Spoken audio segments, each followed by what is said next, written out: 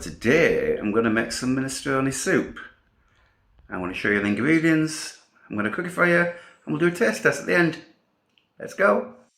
Right guys, what have we got? Right, we've got some carrots, we've got some celery, onions, we've got fresh tomatoes, courgette, cabbage, because who don't like a cabbage, Colin? We've got vegetable stock, tomato puree, we've got some pasta to put in. Obviously minestrone is not the same without pasta.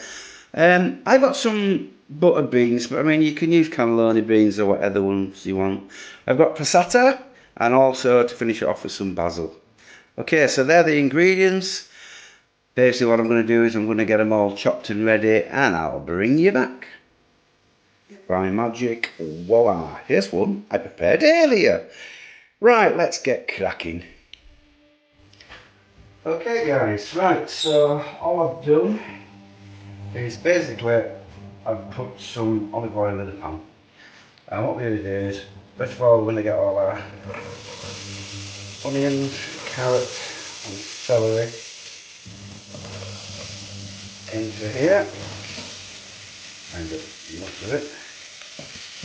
And also the courgette.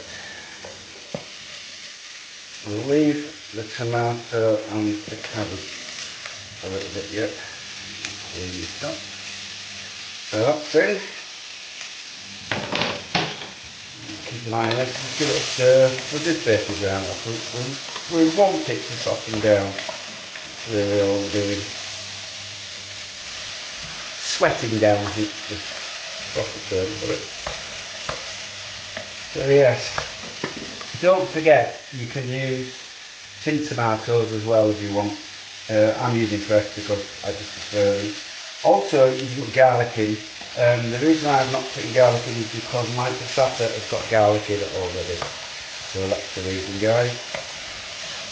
So I'm just going to sweat this down for a little bit, and once it's ready I'll have the next lot of ingredients. I'll bring you back. Remember, keep it stirring, you don't want to make it stick to the bottom of the pan.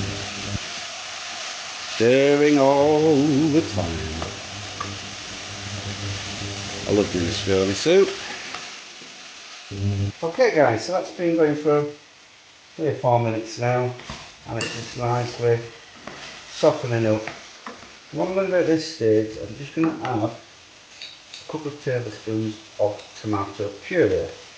And the reason I do this at this stage is because it's going to help bind my chicken stock, oh, sorry, my vegetable stock in it. Hopefully you can see this. Just starting now to release some of the liquid from the vegetables, which is what I want. And it's at this stage that I'm going to add vegetable stock powder. And don't forget, vegetables will release a lot of oil, a lot of water. So there goes in my vegetable stock, chicken as I keep saying. And then all I'm going to do is sweat off for another minute. I'm going to add my tomatoes.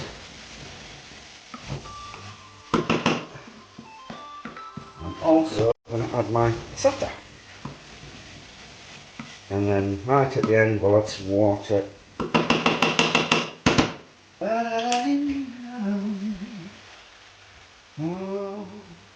In with the passata. Like I say, this particular one has got garlic in. I think we got it from Aldi actually. It's also only got garlic in. So I don't really want to add any more. And give this a nice stir. So this you want to be on a medium heat now, so I'll turn my induction hob down a bit. And I don't know if you can see this guys, but it's starting to take shape now. My minestrone soup, look! Beautiful. Absolutely beautiful. We'll just let that warm up a bit. I'll put my tomatoes in. And we will take it to the next step. Okay, as you can see, it's just starting to bubble now. So in go my tomatoes. I don't mind the skin on fresh tomatoes. However, if you don't like them, you can always pour some hot water on them and peel them before you put them in. Or like I said earlier, you can just use tinned tomatoes. So what I do with that, and the final ingredient for now is my butter beans. And I'm only going to put half of these in because it was rather a large tin. Basically just open the tin, wash them, turn them off, and there they go. So this is really looking good now. It's just a little bit thick, so remember we've put the vegetable stock in here so we can add water to it. Ideally, I'd use chicken stock, and I'd actually boil the carcass of the chicken, boil it up for a few hours, and then I'd use that as the stock. Right, so I need a bit of water before anything else, a little bit of salt and pepper. I'm not a lover of too much salt, however, I love pepper. So let's get that in.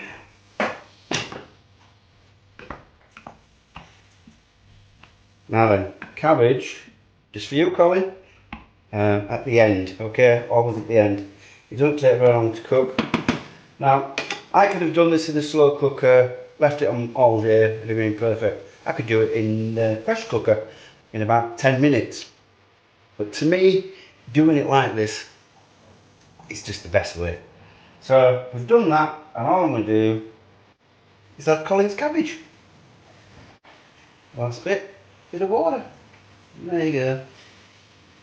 That is now going to simmer away for approximately, I'm going to say 40 minutes to 45 minutes. By which time we should be all done, and then just to add the basil at the end. Obviously I've got the pasta still to put in, I'll be putting that in a couple of secs. And then we are done. So I've added the water, and now I'm going to add a few bits of pasta, a few different types, not too much. And that basically is the soup done. I'm just going to cover that with a lid, get them to just soften down a bit before I stir them again.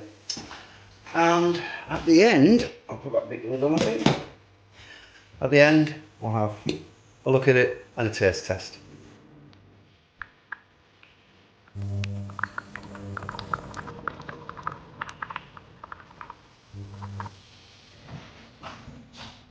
So guys, we're ready, we're done, we are finished.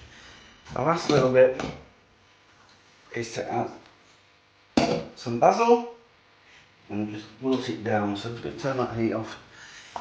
I'm just going to put a little bit of basil in. Not put too much because it is quite strong, this basil. The smell is amazing. I'm just going to work that in. And then we're going to have a taste test.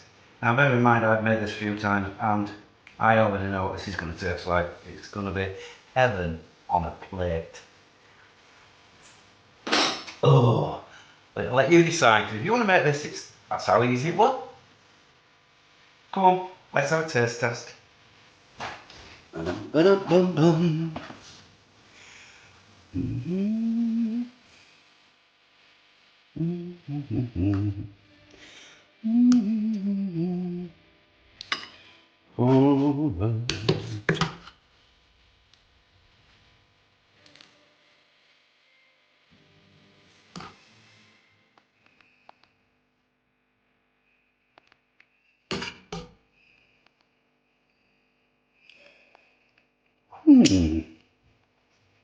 Doesn't that look lovely? The colours. Oh.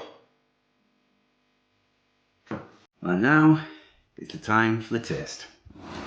It looks beautiful. Hot though. Oh yeah.